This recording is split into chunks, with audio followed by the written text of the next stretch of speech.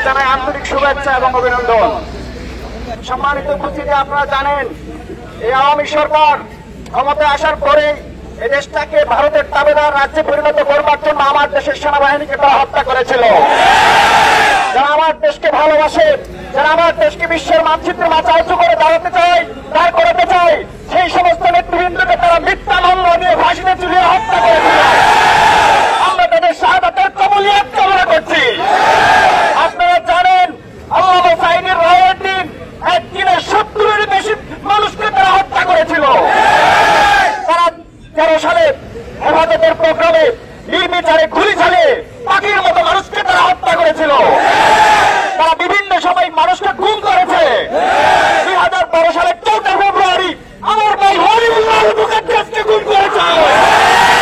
এই শরীয় শাসক এখনো এটাকে ফেরত দিতে পারে না। ইন্টারিম গভর্নমেন্ট হয়েছে। আপনাদেরকে বলতে চাই,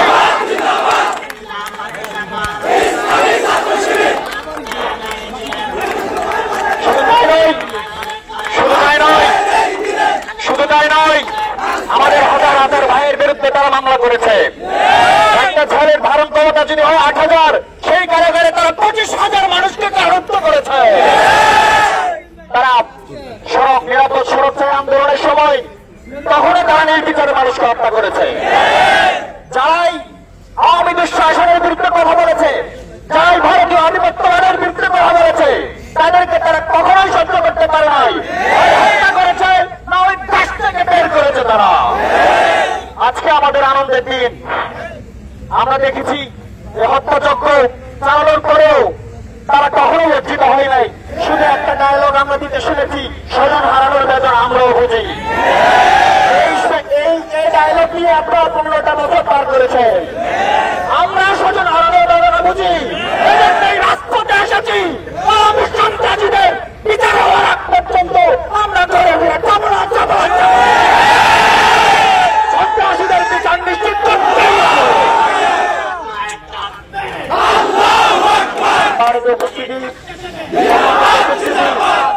আমরা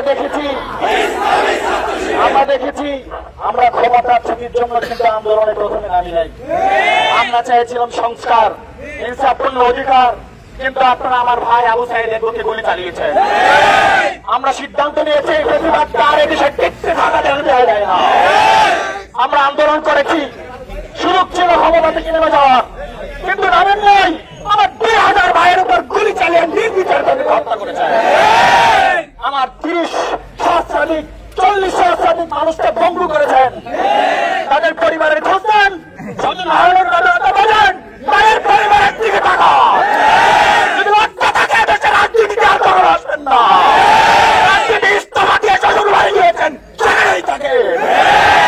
টুক করে ঢোকার চিন্তা করলে কিন্তু ভাঙা বাজায় দেব।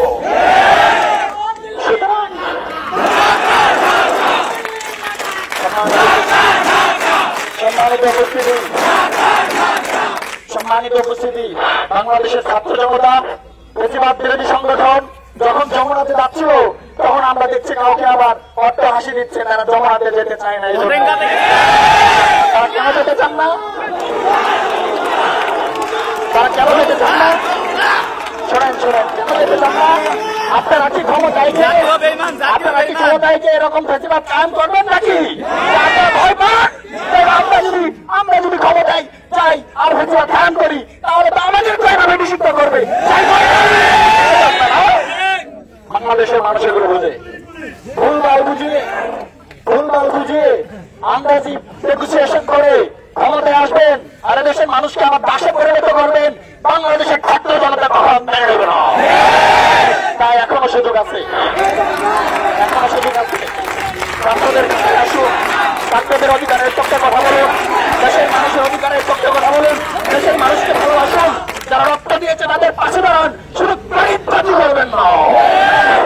সম্মানিত উপস্থিতি, আমার কথা শেষ করছি। দোয়া চাচ্ছি, আপনাদেরকে আহ্বান জানাচ্ছি। বাংলাদেশ একটি ক্রান্তিকাল মুহূর্ত অতিক্রম করছে। এখন সময় দলমত সবকিছু ভুলে গিয়ে দেশের কল্যাণে, স্বাধীনতার জন্য, সার্বভৌমত্বের জন্য দুর্বৃত্ত পাচিরের মতো দাঁড়ানো। আপনারা কি পারবেন পাচিরের মতো দাঁড়াতে? আপনারা সজাগ থাকেন, কোন প্রযুক্তি ঠিক গতি পথে সরল পথে চলতে থাকবে, কেউ তার পথকে রুদ্ধ করতে পারবে না। আল্লাহ হাফেজ। ধন্যবাদ সবাইকে। সবাইকে ছাত্র শিবিরের পক্ষ থেকে শুভেচ্ছা এবং অভিনন্দন জানিয়ে কথা শেষ করছি। আসসালামু আলাইকুম ওয়া রাহমাতুল্লাহি ওয়া বারাকাতুহু।